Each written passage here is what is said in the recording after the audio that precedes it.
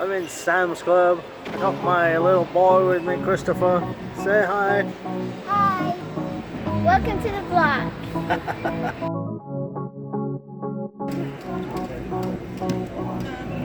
Are you stuck? You're never gonna get down. I'll put you up too high. Oh, that was easy. I can get up on this one. And I can get on that one, can I? No. What shall we buy? How much have we got to spare? A red trash She needs a red trash can. for Okay. the kitchen. What else? And a red oven, a red. Everything red? Everything. Why? A red Because she's a pen. Manchester United fan? What did you say? I'm expecting.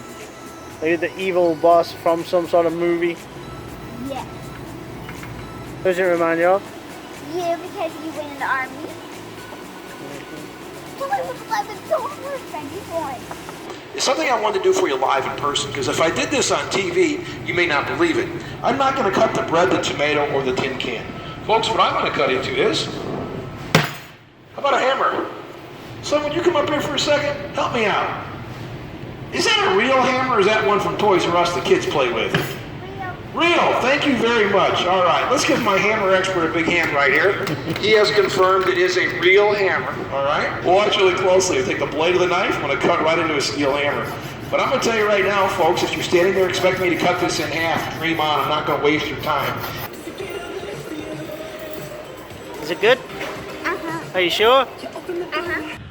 Okay, I'm here at Bristol Mall in the background. Now, Bristol Mall, when I first got to Bristol, was really, really busy. I'm in my wife's car. She's a big Elvis fan. Bristol Mall. This is like really sad that nice shopping place like this goes down the tube. No business can support it. They're all out of town.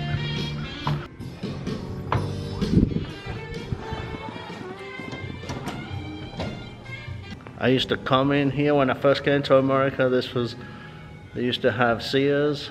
All these was busy. All these were full of businesses. Totally empty now. Wow, that's really strange. Look at this place, totally.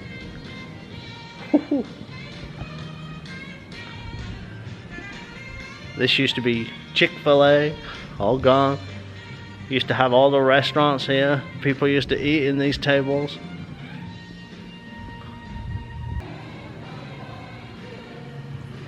Not one business. Unbelievable.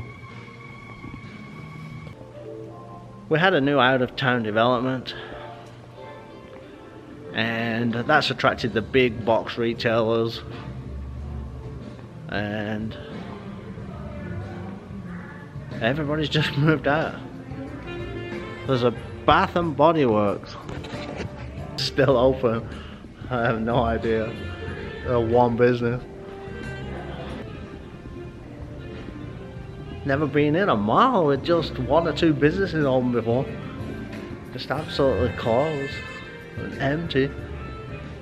All the shops are just totally empty. Weird.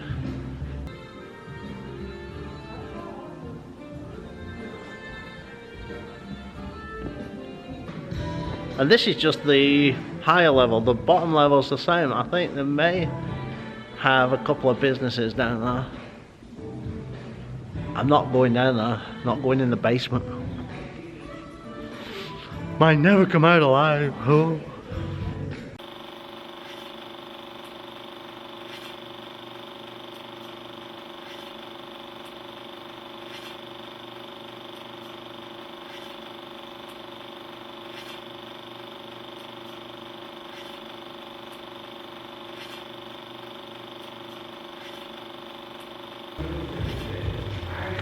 Absolutely empty.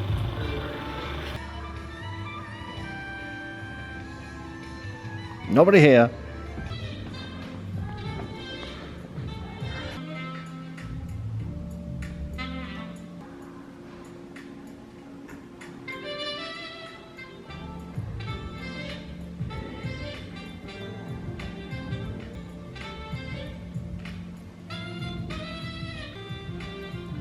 There's someone in here. My goodness. Oh. Unbelievable. This used to be Sears. I was so busy in there. Store closed forever. Anyway, nice quiet place to talk about hand histories.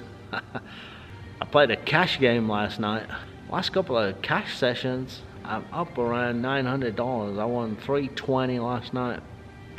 On Sunday, I was up $600. So it's been a pretty good week. So that's been really good. Walking, walking, walking. They probably wonder what I'm doing. I'm in late position. It's a limp pot. 1-2 game. Cash. They're going limp, limp, limp, limp. So I look down. I got ace deuce. Why not throw $2 in? Who knows? Might, flop a wheel or quad deuces or something. Stranger things have happened, right? So I throw in my $2, and a guy in late position called, I think, in the button, and then we see a flop. And the flop comes down ace of diamonds, deuce of diamonds, and I can't remember what the other diamond was, but there was 3 diamonds, and I flop ace deuce. So I got aces up. Scary board for many reasons. I've got aces and deuces. Anybody with a big diamond like a king of diamonds, queen of diamonds, or 2 diamonds already is going to be really interested in this flop. It checks around to me, so I toss in $10, see where I'm at, and the button calls $10. Everybody else folds, so okay, we're heads up to the turn. Now I'm thinking, okay, I probably can't continue on this board. If he's called, the guy's got a diamond flush already, or drawing to a diamond flush, so I'm saying to myself, no more diamonds, but I'm probably still behind anyway. The guy could have ace king, ace queen with a diamond, ace king with a king of diamonds, ace queen, ace jack with a jack or a queen of diamonds, something like that. So I've got to avoid another diamond coming, but really I'm saying no diamonds, and please give me another ace or a deuce so I can catch up. So I know I'm probably behind right now, but I've been running really good recently. So guess what was on the turn? Yes, it was a deuce of clubs. I can't believe it. Ace deuce makes a full house. I continue betting, obviously. I bet $15 just to keep him interested in the pot if he's got a flush or a flush draw. And he calls, so that's really good. Okay, my camera just went off. So I'm recording the rest of this on my phone. Okay, so the river was a blank. I got a full house, deuces and aces. So for value, I put out a $25 bet. And the guy goes all in. Unbelievable. I was really happy to see that. So I make the call. He turns over the nut flush. He flopped the nut flush. So I needed that turn card. And that's what I mean. I've been running good recently. A little hand a bit later, I had again a limp pot. And by this time, I'm like, well, I'm going to see these flops. If they're limping for $2, I'm going to throw it in there. And I had 9-5 offsuit. On the button, everybody limping in, I called $2 on the button, and the guy in the blinds, he had pocket jacks, and he never raised it, unbelievable. So the flop come down 9-5 something. He bets. I made 2 per. And I win the pot when another 5 comes on the turn.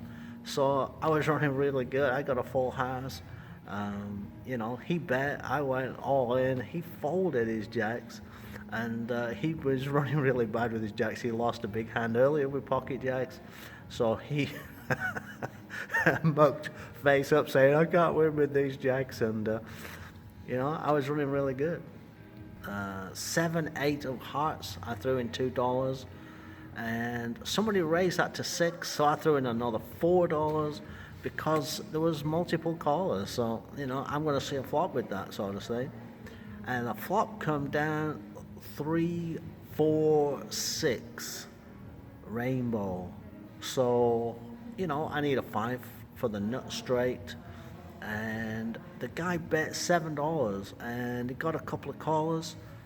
I toss in my $7 by this time because, you know, I'm too strong to fall right now. If I catch a 5, my implied odds are just through the roof, you know. So, you know, it's an easy call, really. It's not really chasing for $7, you know. If the guy bets, you know, $30 or $40 there, or, you know, $20, then, you know, it's an easy fold. But for $7, you know, I'm going to call all day long for that. If I hit my card, I'm liable to stack him. So that's what happened. You know, there was a 5 on the turn. I made the nut straight. There's 3, 4, 5, 6 rainbow on the board, and I've got 7, 8. So, you know, I'm sitting pretty right here. The guy bet out again, and I just smooth call because there's a couple of other guys in the pot. So he, the river came, it was a blind. He checked, the other guys checked. I made a big bet that would effectively put him all in, and he had about 45, 50 behind him or something by this time. So he made the call. He flopped 2 pair, 3, 6.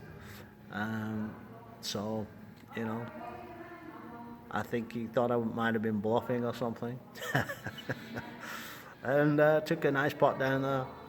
And so it doesn't matter what I was playing last night. I mean, you know, I didn't play stupid. I, you know, threw away a lot of stuff. Picked my spots really good. And won some really nice hands.